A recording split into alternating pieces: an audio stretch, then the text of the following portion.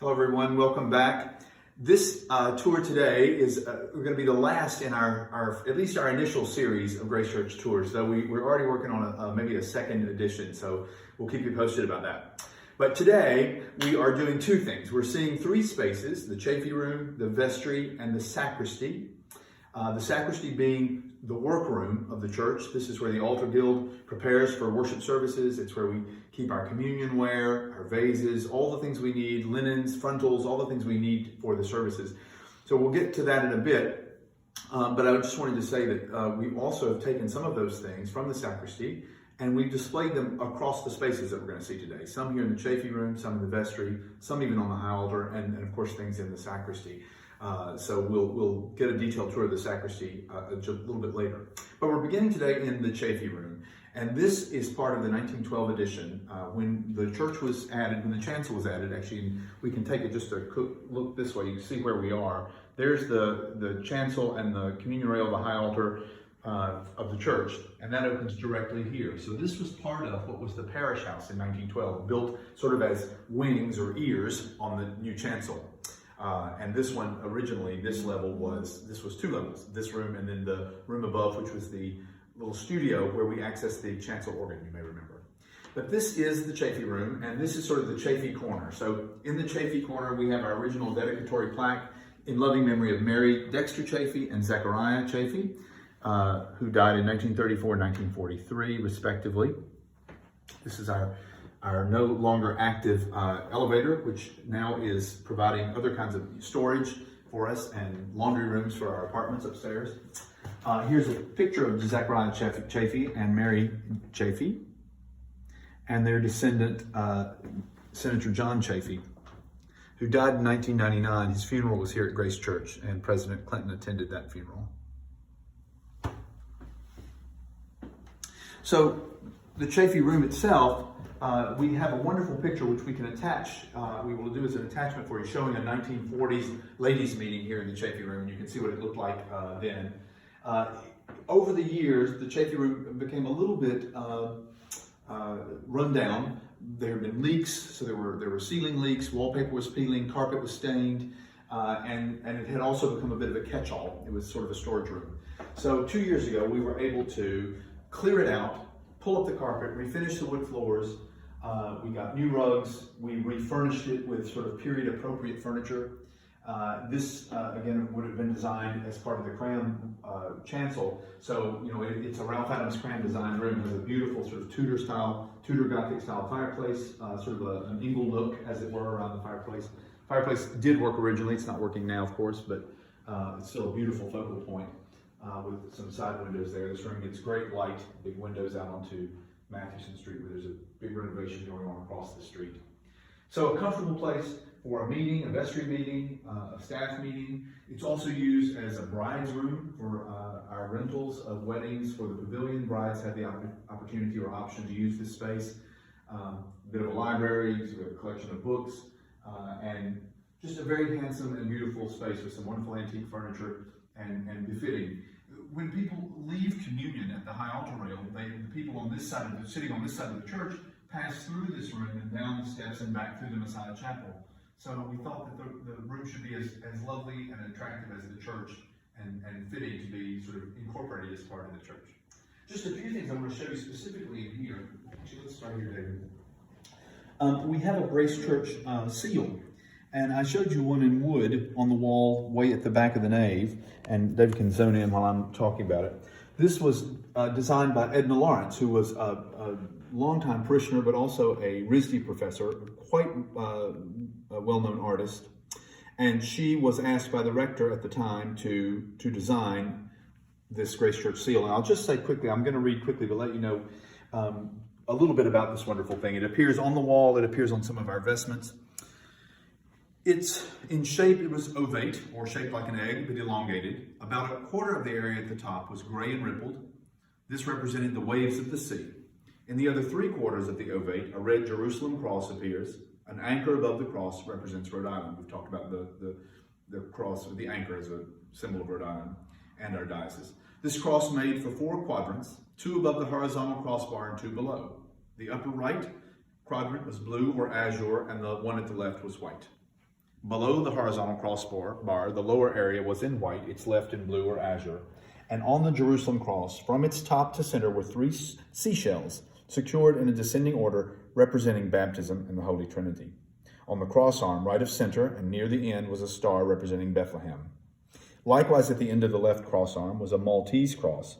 Shown on the lower vertical bar of the cross from center to bottom was a chalice. I have a strong feeling that Dr. Horner, the rector at the time, wanted to bring into this shield the nation, the state, and the church, with emphasis being given to the 2 sacraments ordained by Christ, namely baptism and the supper of the Lord. So the shield was adopted by the vestry of Grace Church with hope that future clergy would wear the shield on their scarves or vestments. And it does appear on at least one frontal. So it's a wonderful thing to have, and this is actually her original. We'll move over here.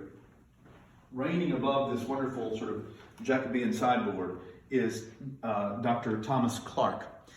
In doing some research on Grace Church history, I discovered that in the 19th century, on several occasions, 2, 3 maybe, that the rector of Grace Church was also the bishop of the Diocese of Rhode Island. It was a small diocese and a new diocese in those days. So Grace Church was the full-time job, and being the bishop was the part-time job. But there's a real link between Grace Church rectors and the diocese. Dr. Clark was the rector at Grace Church and the bishop of Rhode Island, and then was the one bishop that we have had that went on to be the presiding bishop of the Episcopal Church in the United States. So very auspicious man. He looks auspicious, looks a little bit grumpy, holding his, I guess, a prayer book there maybe, but still a handsome figure that he cuts there. So I mentioned that we would be taking a look at some things that are normally put away in our safe, so that they are safe because they are treasures. They're treasures not only just in intrinsic value, metal value, but even more so because of the dedications and memorials that they represent. And so as we look today to a lot of these pieces, some of which you see on Sundays, some we use on Wednesdays at the Eucharist, Sundays at 8 a.m., Sundays at 10, we use different things. We still don't use everything that we have, but we keep it, not because it's valuable as a piece of silver, but because it was given in memory of a loved one or in honor of a group of people.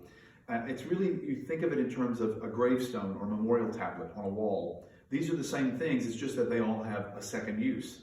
You can't really use a wall tablet or a gravestone for anything else. These you could put bread on or pour wine into.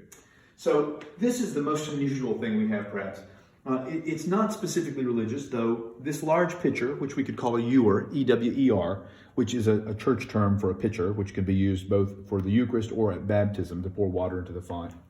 Obviously a chalice, this clearly looks like a chalice, and then a large tray, which is not exactly a paten. A paten is a small plate for communion bread, but this could have been for bread. This is a set dating from 1864. It was given, it says each piece is inscribed, presented to Edwin Babcock by his friends, March 21st, 1864. Now, I did a little research. Edwin Babcock was a vestryman at Christ Church in Westerly, Rhode Island. So we don't quite know how this came to be here. I assume he left it to a family member and it got passed down, and eventually that was somebody who was here at Grace Church and they left it. It's spectacular. Victorian excess at its best. And again, could fit the bill of a ewer, a chalice, and a paten or a bread plate.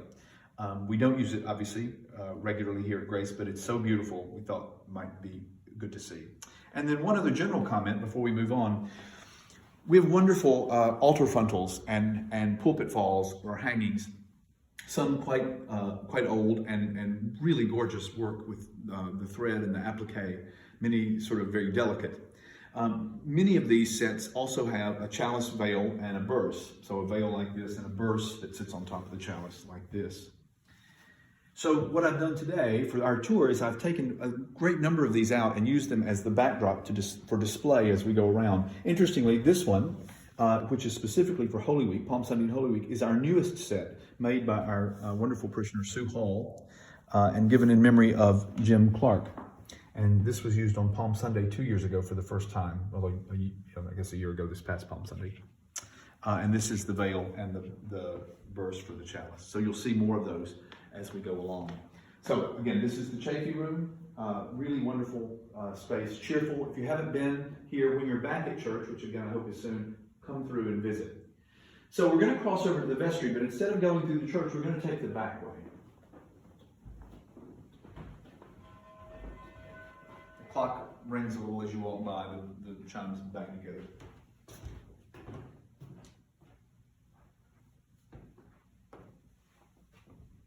So this hallway is very helpful because if you're trying on a Sunday, if I'm trying to get to the piano from the organ, or if David is trying to get from the piano to the organ, we can do this without being seen or crossing the chancel or crossing in front of the high altar. We can zip through here and through the Chafee Room and down the stairs and back. So we can do that in no time flat. So when we walk through the hall here, we're directly behind the high altar. That would be, we're right there. You may remember the little hallway above this one that took us to the front organ, chancel organ chamber, and we saw the little angel windows that were there inset. One of the great stories at Grace Church is pretty much every time you go down some steps, you're going to have to go back up some others. So we're passing now into the vestry.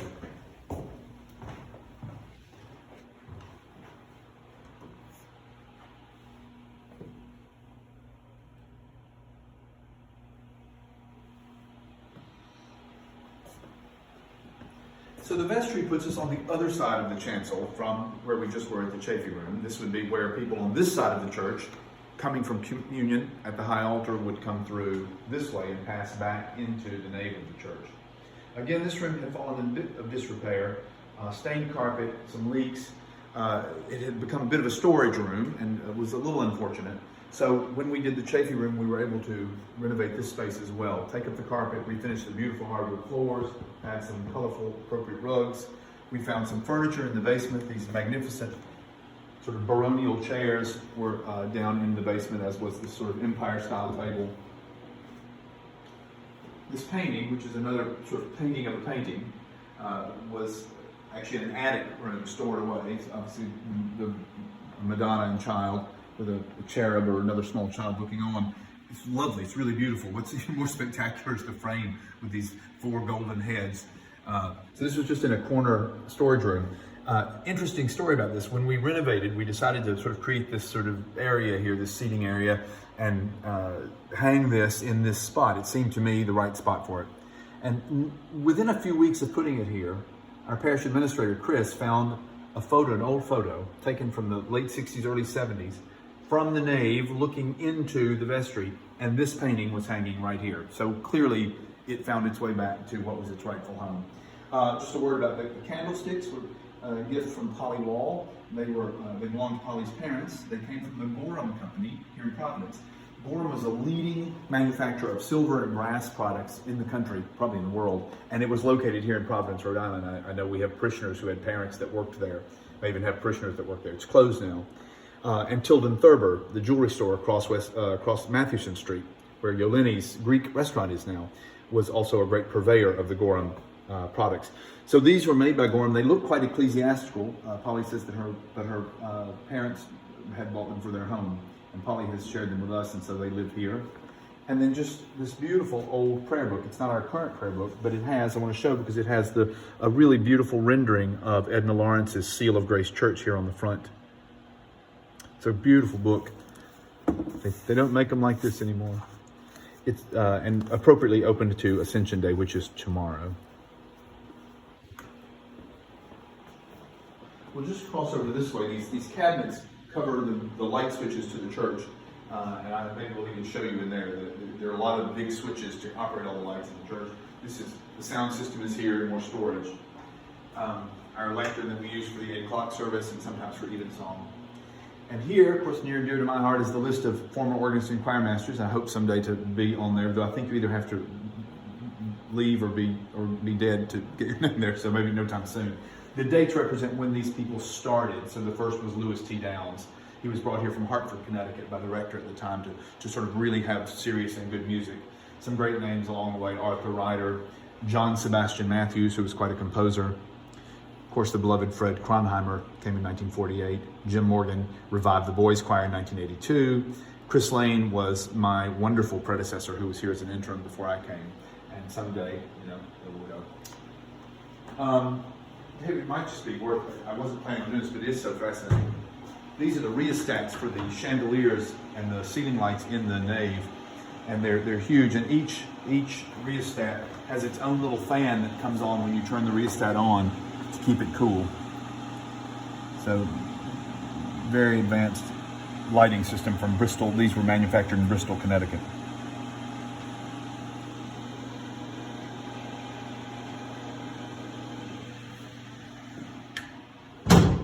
So this side of the room, before we go to the table, we'll start up a little bit. So again, this is part of the 1912 room in addition to the church, done by Cram.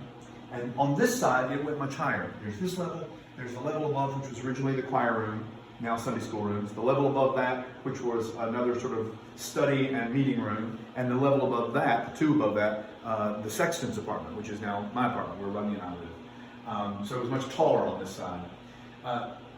We're not totally clear, but all the spaces that go up here have a place where clearly there was an addition. The floor is different. So we have the original plans from Cram, though we know those were amended somewhat. Not exactly sure of the year. I think maybe around 1940, but I'm not sure about that. Those spaces were extended or enclosed in a different way. You can see at the sacristy. This window was also amended. So in 1939, I'm just going to put up my notes, the studio of Charles Connick in Boston. This was a studio that was opened in 1913. But in 1939, the Connick studio was commissioned to add to and expand this window. So my thought is that originally this window must have been an exterior window. It seems such. But then the sacristy was extended and the window was extended. It's really wonderful, but there are some interesting things about it. Christ in the middle here, I'm the resurrection and the life. Christ with the children, with the little children down here. Christ, Jesus wept, raising of Lazarus. But the lower panels are Mary and Martha of Bethany. And so the inner two, I believe, are Martha. The outer two are marked Mary. This one's very hard to see. There's no light behind it. David and I have added some clip lights, our famous clip lights, so you can see it a little bit better. But what's particularly interesting is the Connick studio was a leader in developing this technique of acid etching, this white etching onto glass. And there's some detailed papers at MIT, in the archives at MIT about their studio's work in this. So that's what's particularly unique. I mean, there's the lovely stained glass, of course, but then we see all these little details or vignettes from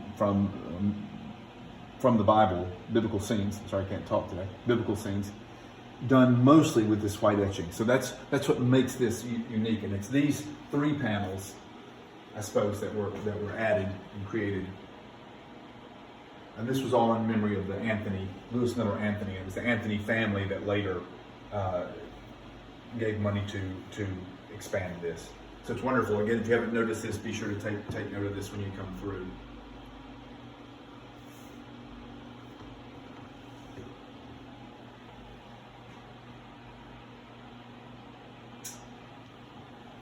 And on the table here, we have some more of our communion ware, with actually one of my very favorite Basin veils. And this comes from our Messiah Chapel. This is a set for the Messiah Chapel. We have a frontal that matches. It's really beautiful. We use it during Holy Week, black and gold with a gold and red cross. These are just some patens that don't have chalices to go with them. Grace Church at one time was one of the largest churches in the country back in the 30s and 40s, 20s, 30s, 40s. Over 1,000 people coming to church on a Sunday, and presumably when they had communion, they needed multiple vessels to do that. So this one I liked. It was given on Palm Sunday, 1904. I mean, just the age of some of these things is just incredible. They look beautiful still. They don't look old, but again, 1904. So clearly well over 100 years old. Lovely little chalice here, which is a mix of both polished silver and satin silver. So interesting look there. And then a piece I just want to highlight here. This is a wonderful piece by Tiffany. It's a footed paten. We don't use footed patens so much. We generally use more the plate paten, which, same thing, but without the foot. But this was given in memory in 1904 in memory of the first. It was given in memory of the first boys' choir from 1904. That's when the boys' choir was formed. This was given by Standish Howland, and I should have done my homework. Maybe he'd been part of that choir, or maybe he had a relative who was part of that first boys' choir. But it's really, really elegant and lovely. Again, doesn't get too much use, but it's very pretty. So we're going to move into the sacristy now from the vestry. So we go up the stairs here. This is, of course, Father Jonathan's office, and then this is the sacristy itself, which again is sort of our church workroom.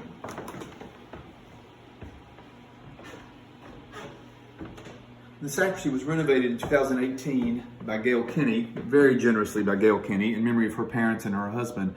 Gail is our 8 a.m. sacristan. She's here when we're here at church. She's here faithfully every Sunday at 7:30, getting ready for the 8 o'clock service, getting ready for their communion service, and bringing out the things they need from here to get the altar ready, the candles lit, and all the things they need. So I'll do a quick overview. Before the renovation in 2018, the sacristy from here to about here looked very much like it does now. This is all original crayon woodwork, all designed and added in 1912. The piscina behind the door here. The piscina is where any leftover consecrated wine would be poured. It's supposed to go directly into the earth. Not supposed to just pour it down a sink, but it's supposed to have a pipe that goes directly into the earth, so you're returning it to the earth. So very beautiful. And then I'll say more when we're down there, but the bit beyond, that's where the floor changes. That did not look like this before 2018. It was shall we just say, not pretty. And the wonderful renovation from 2018, we were able to get cabinetry that blended nicely with the 1912 cabinetry, plus gave us lots of needed practical storage. And you can see the drawers here. These are the frontals that hang on the altar. You can see that they're designed very much for that kind of thing, for the shape. So their frontals, their little tags, which David has nicely made for us so everybody can see what they are. For the chapel and for the high altar, the fair linens hang here on hangers. This is just more storage. We have a safe here, which is where we keep some of these things I'm showing you now, live safely in here. We'll talk a little bit about the processional crosses. In the corner here, we have a beautiful brass cross. This was the Church of the Messiah processional crosses. Just as a reminder, 2006, Church of the Messiah joined Grace Church and brought many of their wonderful memorials and treasures here, and we try to use those. You will have, by the time you see this, some of you may have seen our Ascension Day Evensong, which we offered, and we used this cross for that. It's very, very beautiful. As I mentioned, one of the things that's very important to me is that these are all memorials. Again, 98.7% of the things I'm showing you are memorials. And this was given let's see if I get the year right, 1905. And it was given in memory of siblings, it appears, who died at aged 7 months and aged 5 months. I don't know if they died together in an accident, if they died separately, but this beautiful, beautiful, handsome thing commemorates 2 infants who died far too young. So I like to think about when that cross gets carried, that we think of those people. It's an inscription. I've made these cards so that I can read it because so many of the inscriptions are very difficult to read closely. This is the Grace Church cross, and I'll just say a little bit more about this. This was given in memory of David Greer, who was a rector at Grace from 1872 to 1888 and went on to be Bishop of New York. It was dedicated on All Saints' Day, 1920, so about 8 years into the life of the new chancel. It was designed by John Howard Adams, who's a member of Grace Church, and he modeled it on the form of a 15th century cross in the Spitzer collection. And it was carved and colored by Irving and Casson of Boston. That was an ecclesiastical firm in Boston, Irving and Casson. Absolutely gorgeous. It has the Diocese of Rhode Island, the Christ on the anchor cross there, with a mitre above that. At the top is the pelican pricking her own breast to feed her young. This is a symbol of Christ sacrificing for us. A wonderful image that I was so happy to see here at Grace. Either the Holy Spirit, or I think after looking at the Spitzer cross and looking that up, I actually think this is John's eagle, the proclamation of the word, St. John and his sign. Star, of course, representing both the Nativity and the Epiphany, and then the Holy Trinity at the bottom. It's really, and then just I'll open. I'm going to flip it around, and on this side we have Christ seated in majesty under a crown, holding his orb. And that and the crucified Christ also mimic what's in our high altar window. There is a Christ in majesty with a crucified Christ below. The 4 corners of this cross, or the 4 arms, have the 4 evangelists. We've certainly talked lots about that. So full of symbolism, very beautiful, and completely unique to Grace Church. Nobody else in the world has one like this. It's really wonderful. All carved from wood. And the last thing I'm going to ask David to get after he finishes the evangelist, I just saw this myself, is under this sort of pediment here, it's not the right word, but it doesn't matter, there are wonderful little heads of cherubs.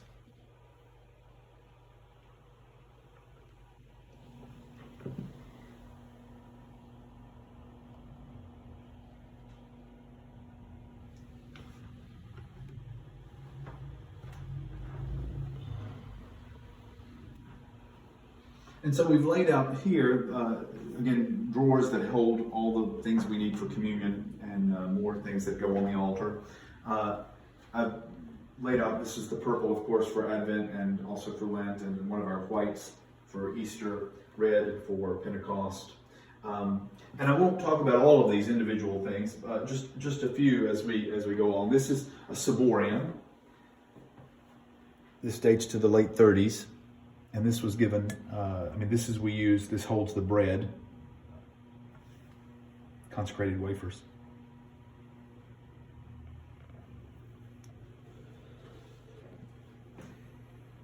This chalice and paten date from 1860. They were made in Hartford, Connecticut. Again, a footed, that was an older style, obviously, the footed. The middle section here, I've put these things all together because these pieces are what we use for our 8 a.m. service on Sunday. Beautiful chalice and paten set. This one was given in memory of Robert Clyde Harvey, who was killed in action in Okinawa on May 14th, 1945. That always stands out to me because it was nearly the end of the war and he nearly made it. But he didn't. I think of that every time I see him. And these also, these are in memory of Russell Purley Harvey, who was killed in action in France in August of 1944. A little earlier than that, but still well into the war. So these are little cruets that function like ewers, but little cruets for the water and the wine. These date from around the 40s as well. And this is also a Ciborium or a bread box. When it's footed like the one we saw earlier and tall like that, it's more a Ciborium. This is really a bread box, but beautiful with some blue jewels here in the middle. See how that works. This dates to 1912. Actually, yes, I should bring this up. This was given in memory of someone who died on the Titanic, and this piece was made in London. And then down on this beautiful red set, just a few things. This was a chalice and a ewer from Messiah, Church of Messiah. We don't have a paten that went with it. Lovely. A beautiful, another bread box. This dates from Epiphany, 1918, Feast of the Epiphany. And I'm just going to lift it because it has on the bottom a jeweled IHS, in hoc signo, in this sign, Latin for in this sign. There you can adjust it so we don't get the shine. Yeah. But again, unless you came in here and turned this upside down, you never know. And then 2 baptismal shells. This one from Grace and this one from Church of the Messiah. This one says it was given from the Messiah, by the Messiah Church School Primary Department. And one thinks rather that perhaps their parents organized it, maybe not the actual primary school kids. It has a gold wash on it, very pretty and beautiful engraving, but inscription, but it's in tiny, tiny cursive print, so that's why I had to print it out. So you get an idea there of what that looks like. These are used to scoop water from the font onto the child's head or adult's head. We'll come on into this part of the sacristy. This is something probably a lot of people don't think about with Grace Church. A thurible for incense, but we do use it. We use it regularly at our monthly compline service. We have used it for some feast days, Epiphany, and we used it on Ascension for our evensong that we just did.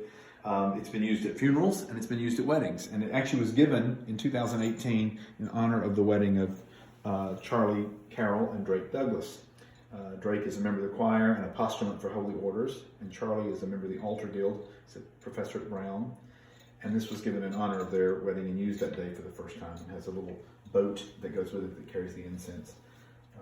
So while we don't regularly use incense on Sunday morning, we have these special and unusual occasions where we do get to use it, and adds another dimension to our worship here at Grace. See the little spoon for getting the incense crystals up and out. And it makes the church smell very nice.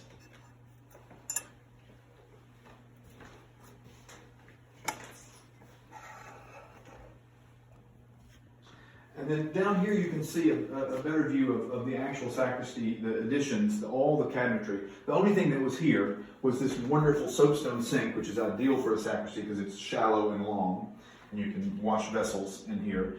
And the drawers were actually here, but nothing else was here. So all new cabinetry, new countertops built around this wonderful sink, new windows, and now it used to be really not a very pleasant view when it looked out onto the old parking lot, and sort of there was a sort of a pit basically that went down to under the church. Now, of course, you're looking down the side of our wonderful new pavilion and the passageway to the church and out to the labyrinthine garden. So much happier for the altar guild to stand here and wash and polish and look out that wonderful view.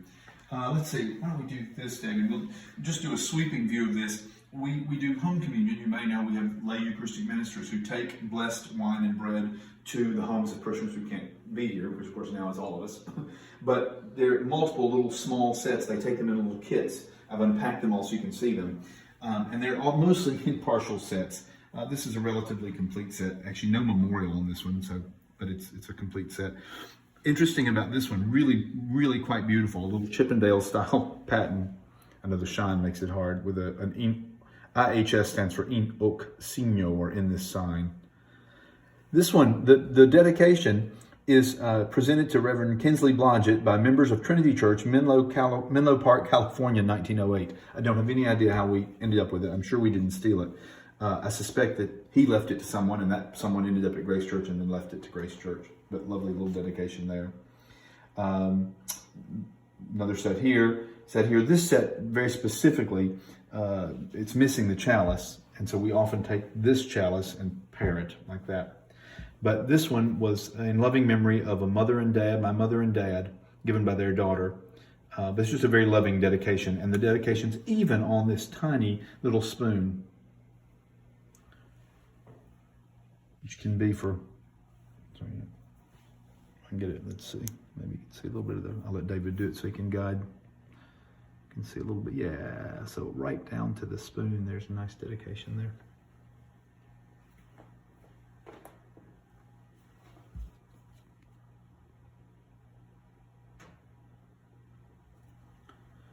And the set back here, I'll just highlight briefly. It was given in 1929 to celebrate it was in memory of Electra Smith Miller, but it was at the 100th anniversary of Grace Church's founding. And this was made in London, this small set here. A lot of our stuff came from Gorham, as we talked about, but this set came from London. And then we'll conclude in the sacristy over here with just a few other things. I'll put this in. So this is brassware, obviously. These are the vases that we use most Sundays. They were designed to go with the candlesticks and the cross on the high altar, and they have the evangelist symbols on the base. These were made in I'll let David zone in on those. You can see that. I think you're looking at the angel, which is St. Matthew.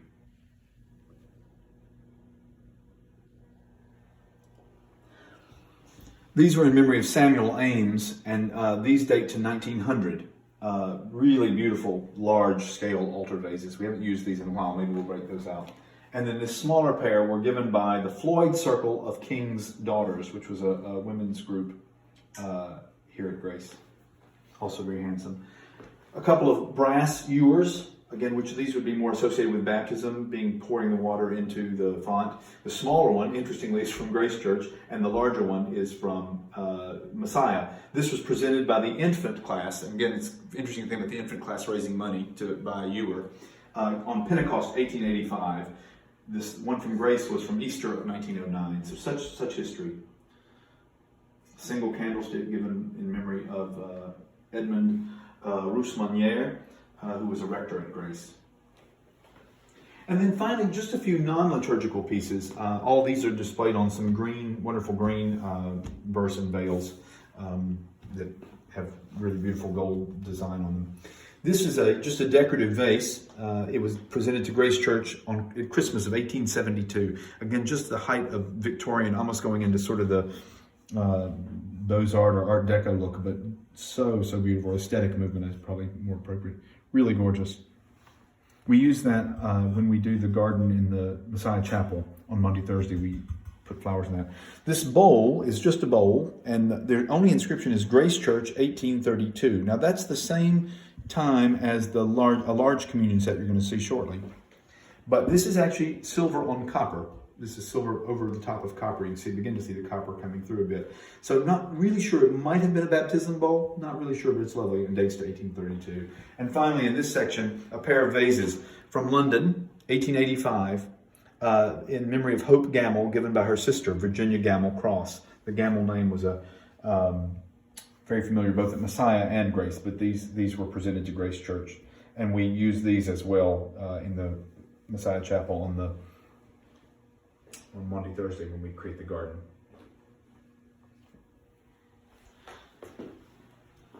So one last stop. David, we have time for one more stop? Okay, we're good. So we're going to leave the sacristy now. It's a great space. And feel free to visit the sacristy. It's a busy place on Sundays, but come up and stick your head in. The Altar Guild are lovely people, and they'd be happy to. Our Altar Guild heads are Phyllis Snoke and Lois Lewis, and there's a whole cadre of people that work in here. They'd be happy to show you around or let you take a look. We're going to go back now to the chancel. Oh, yes. Right.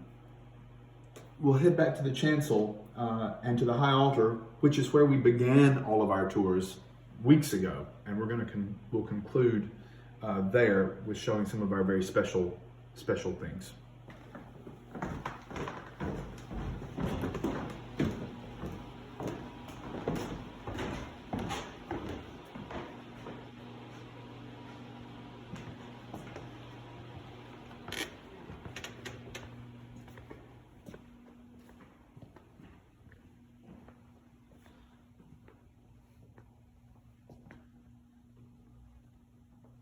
So some of our very specific, maybe most valued treasures, and I don't mean necessarily from a monetary standpoint, but from the memorial, the gift, the date, the age, that sort of thing. We've saved here for this part of the church, appropriately on the high altar. So I'm sort of over here at the Credence Table. You may remember a Credence Table is sort of the side table for the altar. It's where things are put before they're transferred to the altar. So the articles for communion are here before they go there. And so this Credence Table is built in as part of the Cram chancel. And then we have a beautiful handmade Credence Table by Jonathan Brower, which is movable, and we use it down the steps with the lower altar, and I think we showed you that in our tour of the crossing. But on this Credence Table, I've displayed this wonderful large sort of master alms basin. This was given on Easter Day in 1885. It was given by the St. Margaret's Society. And the inscription says, "These alms are had in remembrance in the light of God." That's on the back. Sometimes the back of these things are as beautiful as the front. And I don't know, we may not be able to show it because of the shine, but you can, the emblems on the back, and there is also some inscription there.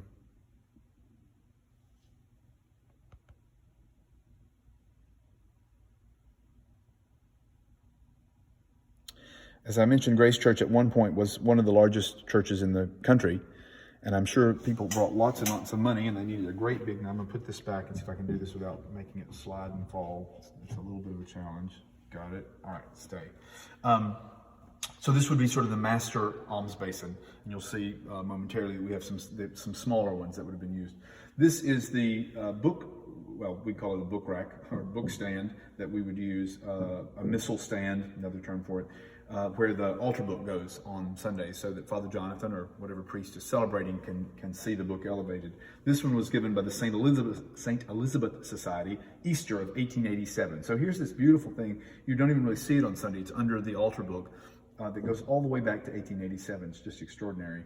And these societies like the St. Margaret Society, St. Elizabeth Society, the King's Daughters, all of these were groups that, clearly put their resources together to have these things.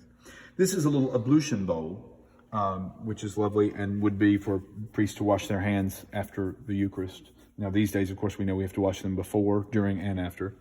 And this was made by Gorham here in Providence. It was given, the person, it was in memory of Arthur Stevens Josephine, and he died in 1942, and so that assume this was around that period. So we'll move over to the high altar.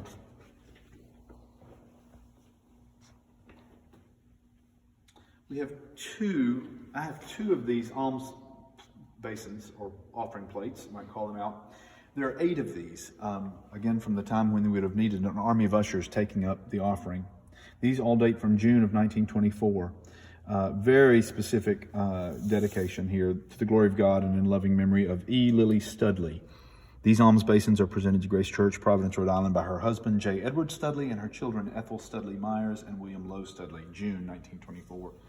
So in theory, all of these would be going down the aisles with ushers collecting, and then they would all put the collected gifts would go in that master alms basin. Here we have what might be called, in a way, the principal communion set for Grace. I'd used white veils and verses here, really beautiful, gorgeous needlework. This was a pair of chalices and a paten that date from 1871, given by Francis Jones Vinton, the same person who gave that lovely silver vase back in the sacristy. And interestingly, in 1871, we know and we hear that Grace Church was known as a lower church in piety in those days. But these chalices and paten have Latin inscriptions, which is slightly unusual. The chalices say "Mens vere est votus sanguine," roughly translated to "truth's measure is the blood offering." In the paten, "Ecce vere est cibus caro," or "Behold, this is the true body or food."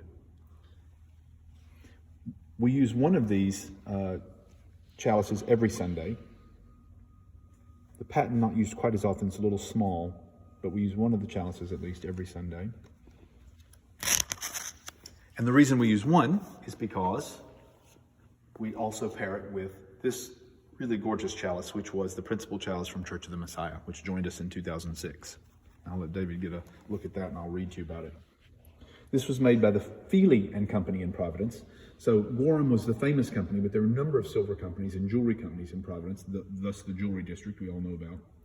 So this was the Feely and Company, and this was dedicated to the glory of God in loving memory of James Ralston Wood, entered into life March 19th, 1887. Now it does say entered into life, so I assume that means entered into eternal life, March 19th, 1887. This was dedicated All Saints 1890 at the Church of the Messiah, and it says Jesus Mercy. So this lovely thing from 1890. So those of you, depends on which side of the church you're on, whether you get that chalice or this chalice, and I think you mix it up, but just know that one is from 1871 and one is from 1890 when they pass by you. And hopefully they'll be able to do that again at some point. And I've saved for last this absolutely spectacular set. Spectacular in a number of reasons. Design, age, and what it represents. So Grace Church was founded in 1829. That's when the church was incorporated as Grace Church.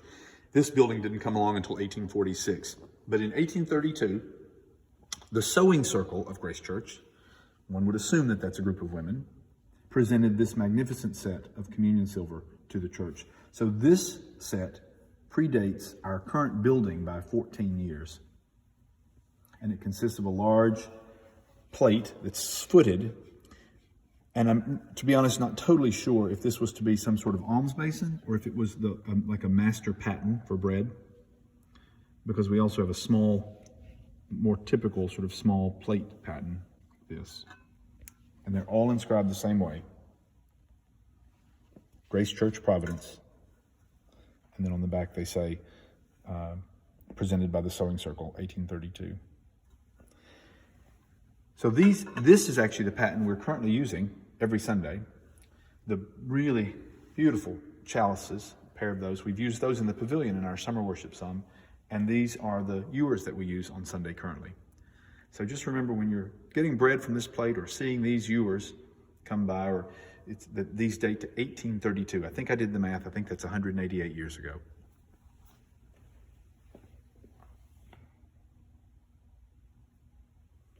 Maybe we'll step down here, David, and I'll talk a little bit if you want to just keep getting a shot of that. We thought this was a fitting way to conclude because, of course, the Eucharist is at the heart of who we are as a people.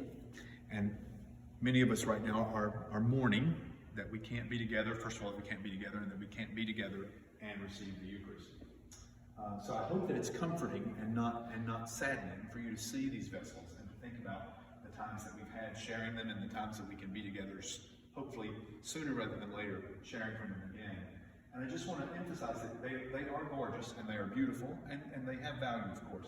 But the real value is in the gift of the people who committed these to us and the people who are memorialized. So remember, when you drink from a chalice or take bread from a paten or put money in an offering plate, all of those represent souls who've gone before us and are still here with us while we use and value and revere these objects, these inanimate objects, which very much represent animate people.